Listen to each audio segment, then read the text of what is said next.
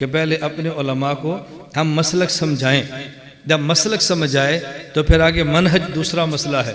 ہمارے المیہ یہ ہے، ایک بہت بڑی تعداد ایسی ہے جو ہمارے اکابر کے مسلک کو نہیں سمجھی، وہ ہم پہ اعتراض کرتے ہیں، اور بہت بڑی تعداد ایسی ہے جو مسلک تو سمجھی ہے، منہج نہیں سمجھی، تو ان کا کام کا طریقہ کار غلط ہے۔ ہم بحمد اللہ تعالی مسلک بھی سمجھتے ہیں، منہج بھی سمجھتے ہیں، اس لیے نہ ہمیں کوئی عقیدے میں الجھن ڈال سکتا ہے، نہ ہمیں کوئی کام کے طریقہ کار میں الجھن ڈال سکتا ہے کہ آپ کو کام کرنا نہیں آتا۔ تو پہلے مسلک سمجھیں اور پھر کیا سمجھیں؟ منہج۔ اب اس میں باتیں تو بہت ساری ہیں، دو تین عرض کرتا ہوں۔ آپ کو دو باتیں تقریباً ہر دوسرا عالم فرمائے گا، تقریباً۔ نمبر ایک، حضرت شیخ الہند مولانا محمود حسن دیوبندی نور اللہ مرقدہ، جو دیوبندیت میں معیار کا درجہ رکھتے ہیں، دیوبندیت میں حجت کا درجہ ہے۔ حضرت شیخ الہند 3 سال جیل کاٹ کے باہر تشریف لائے، تو آج ہر دوسرا بندہ آپ سے کہے گا، شیخ الہند فرماتے کہ جیل سے میں 2 باتیں سیکھ کر آیا ہوں۔ نمبر 1، قرآن کی تعلیم عام کرو، درس قرآن عام کرو، امت کو قرآن سمجھاؤ۔ نمبر 2، امت سے اختلاف ختم کرو، امت میں اتحاد پیدا کرو، امت کو اکٹھا کرو۔ حضرت شیخ الہند یہ بات فرماتے تھے، تم درس قرآن بھی نہیں دیتے اور تم فری اختلاف چھیڑ کے امت کو توڑتے ہو، یہ شیخ الہند کی پالیسی نہیں ہے۔ یہ بات کی جا رہی کہ نہیں کی جا رہی؟ ہر دوسرا بندہ یہ بات کہہ رہا ہے۔ اب اس کو اچھی طرح سمجھو۔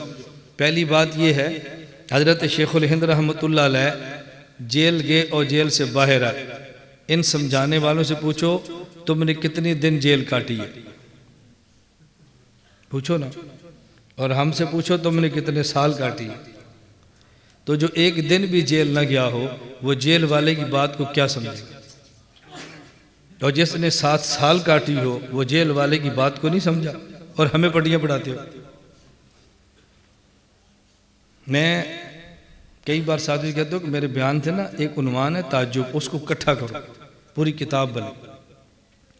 مجھے تعجب کیا ہے، ہمارے حضرات جلسوں پر کہتے ہیں، امیر شریعت عطا اللہ شاہ بخاری سے کہ اس نے پوچھا شاہ جی کیسی گزری؟ فرمایا آدھی جیل میں گزری، آدھی ریل میں گزری۔ یہ ہمارے اکابر تھے، کہتے ہیں نا ہمارے اکابر کی زندگی کہاں گزری؟ امام ابو حنیفہ جیل، ایسے ہی کہتے ہیں۔ حضرت شیخ الہند جیل، حضرت مدنی جیل، ہمارے اکابر۔ اچھا، جب بتائیں گے تو وہ اکابر جو جیل والے ہیں، اور جب چلیں گے تو ان پر جو صرف ریل والے ہیں۔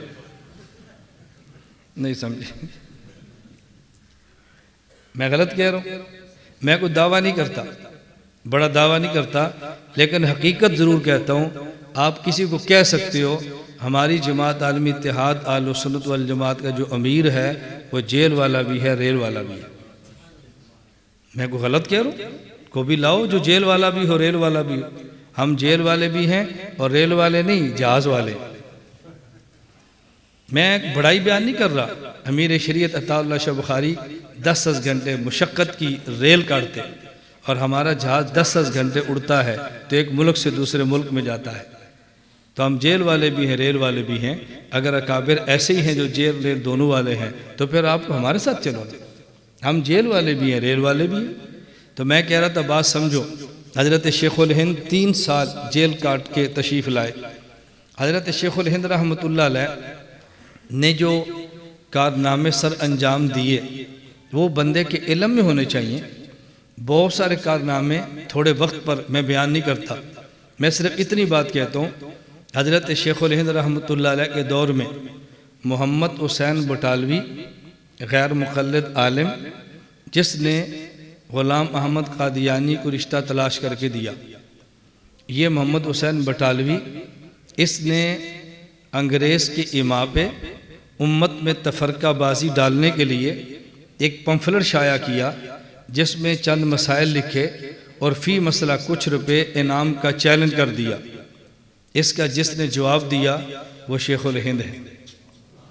حضرت شیخ الہند نے جواب دیا اس کا، حضرت شیخ الہند رحمۃ اللہ جواب دیا ادلہ کاملہ، ان کی طرف سے پھر جواب آیا ان نے اس کا جواب دیا مفتاح العدلہ۔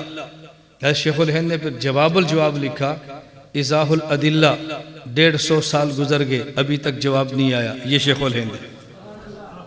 یہ کون ہے؟ یہ ہے شیخ الہند۔ تو شیخ الہند کی طبیعت اور عادت مبارک کیا ہے؟ امت میں اختلافات مت ڈالو، لیکن جب امت متحد ہو اور کوئی اختلاف ڈالنے کی کوشش کرے اس کا جواب دو تاکہ امت متحد رہے۔ میں امت میں اختلافات نہیں ڈال رہا۔ ہم کہتا ہوں بھئی یہ ہمارے ساتھ 10 گاؤں ہیں جن میں سارے حنفی ہیں، سب ایک امام کے مقلد ہیں، سارے نماز پڑھ رہے ہیں۔ ایک باہر سے آفت آتی ہے، وہ نئی مسجد بناتے ہیں، نئی مسجد بنا کے 2 نمازی اکٹھے کرتے ہیں اور فروعی مسائل کی بنیاد پہ فرقہ واریت پیدا کرتے ہیں۔ ہم ان مسائل کا جواب دے کے اپنی قوم کو اکٹھا کرتے ہیں۔ تو آپ کہتے ہیں شیخ الہند فرماتے تھے امت کو مت توڑو۔ میں توڑ نہیں رہا، جو توڑنے کے لیے آیا تھا اس کو باہر بھگا کے پھر امت کو جوڑ رہا ہوں۔ تو تمہیں کس نے کہا؟ اب ہماری پوری بات ہم سے سمجھو، ہماری کارگزاری ہم سے سنو، ہمارے اوپر اشکال ہے تو ہم سے پوچھو۔ شیخ الہند کا قول لیا، سمجھے خود نہیں اور استعمال ہمارے خلاف کیا جا رہا۔ اب آپ شیخ الہند کی پالیسی سمجھ گئے؟ حضرت شیخ الہند کی پالیسی کیا ہے؟ خارجی فتنے کے لیے امت کو اکٹھا رکھو، لیکن اس امت کے اتحاد کو توڑنے کے لیے اگر کوئی داخلی فتنے پیدا ہو تو اس کی سرکوبی کرنا یہ حضرت شیخ الہند رحمہ اللہ کا مزاج ہے۔ اس کو میں سمجھانے کے لیے ایک اور واقعہ پیش کرتا ہوں جو آپ کو بہت جلدی سمجھ آئے۔ نقیب ختم نبوت مجلس حرار کا رسالہ ہے، اس میں حضرت شیخ الحدیث مولانا صدیق رحمۃ اللہ علیہ جامع خیر المدارس کے شیخ، وہ اس کے راوی ہیں۔ ایک جگہ پہ جلسہ ہوا، امیر شریعت عطا اللہ شاہ بخاری مہمان خصوصی ہیں، آخری خطیب مولانا خیر محمد جلندری رحمۃ اللہ علیہ اس جلسے کے صدر جلسہ ہیں۔ امیر شریعت کا بیان ختم ہوا، ایک شخص نے کھڑے ہو کے کہا شاہ جی ایک سوال ہے۔ شاہ جی نے پوچھا کیا سوال ہے؟ اس نے کہا جی کیا غیر مقلدین کے پیچھے نماز ہو جاتی ہے؟ شاہ جی نے فرمایا ہو جاتی ہے۔ وہ بندہ بیٹھ گیا۔ حضرت مولانا خیر جلندری کھڑے ہوئے، فرمانے لگے میں صدر جلسہ ہوں، حق کے صدارت میں ایک بات کہنا چاہتا ہوں، میزبان مجھے اجازت دے۔ میزبانوں نے اجازت دی۔ مولانا خیر جلندری فرمانے لگے ختم نبوت کے مسئلے پر ہم نے اپنے ساتھ کس کو رکھنا ہے؟ یہ امیر شریعت کا فن ہے، اور کس کے پیچھے نماز ہوتی ہے؟ یہ خیر محمد جلندری کا فن ہے۔ اس لیے اتنے وجوہ کی بنیاد پہ غیر مقلد امام کے پیچھے نماز نہیں ہوتی۔ ادھر بھی امیر شریعت تھے۔ امیر شریعت اٹھے اور پھر سٹیج پر آئے۔ امیر شریعت اللہ شاہ بخاری فرمانے لگے مسئلہ وہ ٹھیک ہے جو مولانا خیر محمد جلندری نے بتایا۔ یہ تھے ہمارے اکابر۔ اسی سٹیج پہ حضرت مولانا صدیق صاحب رحمہ اللہ لکھتے ہیں یہ کیوں تھا؟ اس سوال کے پس منظر کیا تھا؟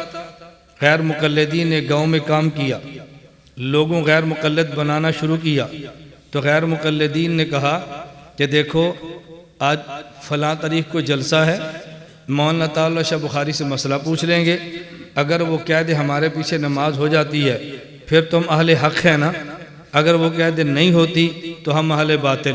انہوں نے کہا جی بالکل ٹھیک ہے۔ اس پس منظر میں شاہ جی سے سوال ہوا اگر مولانا خیر محمد جلندری نہ بولتے وہ گاؤں اہل حدیث ہوتا، کیوں؟